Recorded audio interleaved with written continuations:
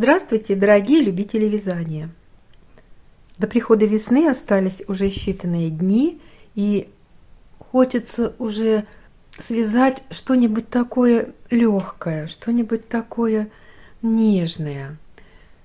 И в поисках какого-нибудь легкого, интересного ажура я наткнулась вот на такую красоту. Посмотрите. Узор легкий. Узор, можно сказать, двухсторонний. Посмотрите, изнанка может быть даже интереснее, чем лицевая сторона. Узор не заворачивается по краям. Это значит, он прекрасно подойдет для вязания шарфов, палантинов. Я планирую связать что-нибудь к лету этим узором. Очень он мне понравился. И это узор к жакету из журнала Филати. Посмотрите, какой интересный жакет. Я начала вязать образец, и когда, вот еще раз покажу, увидела изнанку, я решила показать вам этот узор, несмотря на то, что он действительно очень легкий. Посмотрите, какая красота. Я не могу успокоиться. Вот до того он мне понравился. В журнале, конечно, была схема, но схема была для поворотного вязания. Я нарисовала схему для кругового вязания. Конечно, я ее уже сделаю в подобающем виде. И, как всегда, полностью схема с условными обозначениями будет в конце видео. Я только хочу сказать, для новичков. Схема для кругового вязания. Это значит, что все ряды на схеме показаны как лицевые. И по кругу мы вяжем лицевыми рядами и читаем схему, все ряды читаем, условное обозначение, справа налево. А при поворотном вязании мы поворачиваем работу, и уже у нас изнаночные ряды будут читаться слева направо. Пустая клеточка – это лицевая петля на лицевой стороне и изнаночная на изнаночной. Соответственно, на изнанке мы будем вязать. Вот пустая клеточка, мы будем вязать ее изнаночной петлей, и если на изнанке изнаночная петля нарисована, мы будем вязать ее лицевой петлей. Раппорт узора составляет 8 петель в ширину и 12 рядов в высоту. Если мы вяжем по кругу, то мы набираем нужное количество раппортов по 8 петель. Если мы вяжем поворотным вязанием, то мы к этим 8 петлям раппорта прибавляем еще 11 петель для симметрии узора. И эти 11 петель мы делим. 2 петли мы будем вязать в начале каждого ряда. Затем нужное количество раппортов по 8 петель. Допустим, 5 раппортов, нам нужно 40 петель набрать. И в конце ряда мы будем вязать уже 9 петель для симметрии узора. Вот все, что я хотела сказать про схему. И давайте тут вязать быстрее, чем я говорю. Давайте начнем. Мы с вами свяжем 1 раппорт в ширину и 1 раппорт в высоту. Набираем на спицы 23 петли вместе с кромочными. Первую кромочную снимаю, последнюю кромочную провязываю изнаночной. Вяжем первый лицевой ряд. Сразу после кромочной мы провязываем 2 лицевые.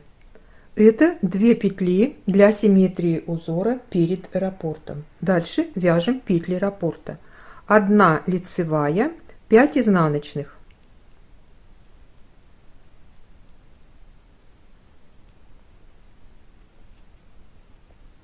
И 2 лицевые. Мы провязали раппорт узора и вяжем далее петли для симметрии узора. 1 лицевая, 5 изнаночных.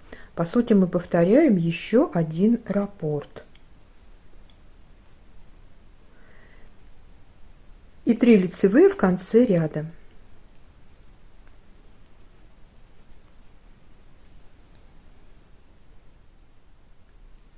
Во втором изнаночном ряду и во всех рядах изнаночных в этом узоре мы петли вяжем по рисунку. По рисунку это значит, мы петли вяжем так, как они перед нами лежат. Лицевые петли мы вяжем лицевыми, изнаночные изнаночными. Далее у нас в узоре будут накиды. Накиды мы будем провязывать в изнаночных рядах изнаночными. Такие ряды я видео пропускаю, и вы вяжете их самостоятельно. Третий лицевой ряд. 2 лицевые петли перед раппортом. Далее петли раппорта. Накид, лицевая. 2 вместе провязываем изнаночной. 1 изнаночная и снова 2 вместе провязываем изнаночной. Далее лицевая, накид, лицевая. Это мы провязали раппорт узора, и далее повторяем. Накид, лицевая, 2 вместе провязываем изнаночной, 1 изнаночная и снова 2 вместе провязываем изнаночной. Лицевая, накид, 2 лицевых. Я в дальнейшем не буду говорить петли до раппорта, после раппорта. Вам на схеме видно, где у нас раппорт и где петли для симметрии узора. В 4 изнаночном ряду петли вяжем по рисунку, накиды вяжем изнаночными. 5 лицевой ряд. 3 лицевые, накид, лицевая. 3 петли провязываем вместе изнаночной петлей.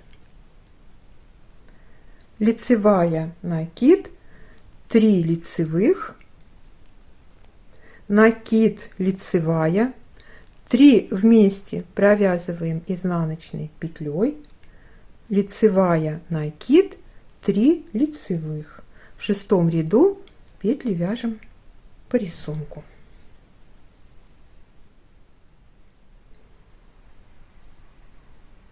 Седьмой лицевой ряд. Здесь мы сдвигаем узор и вяжем его в шахматном порядке. После кромочной провязываем 4 изнаночных.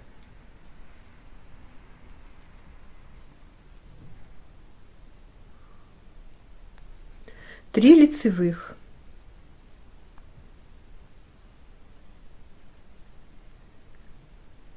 5 изнаночных,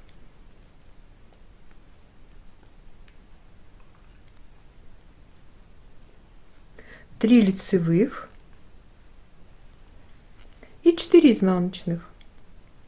В 8 изнаночном ряду петли вяжем по рисунку.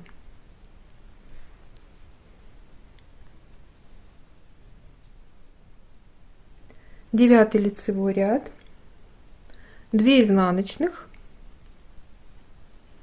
2 вместе провязываем изнаночной.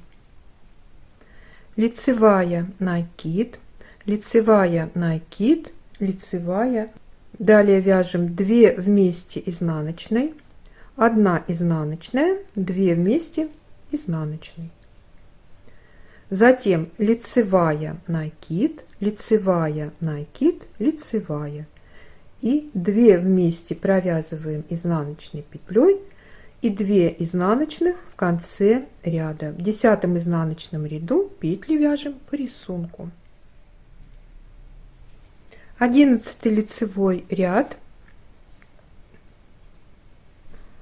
1 изнаночная, 2 вместе провязываем изнаночной петлей. 1 лицевая, накид, 3 лицевых, накид, лицевая. Теперь 3 вместе провязываем изнаночной петлей. Лицевая, накид, 3 лицевых, накид, лицевая. 2 вместе провязываем изнаночной петлей и 1 изнаночная в конце ряда. В 12 изнаночном ряду петли вяжем по рисунку. Это у нас последний ряд раппорта. Провязали 1 раппорт в ширину и 1 раппорт в высоту. Посмотрите, узор бесподобный и легкий. Для начинающих просто находка. Да, вот изнаночка такая у нас. Я уверена, что этот узор не оставит вас равнодушными. Ну, я в него просто влюбилась. И обязательно, обязательно я свяжу себе к лету что-нибудь таким узором. Прям у меня уже руки зачесались. Ставьте лайки, если вам понравился узор тоже. Пишите комментарии, подписывайтесь на наш канал. Присоединяйтесь к нам везде, где мы есть в интернете. Все ссылки вы найдете под каждым нашим роликом. Приглашайте к нам своих друзей. Делитесь нашими видео. Я желаю вам здоровья и мира, добра и позитива, удачи и ровных легких петелек. Пока-пока!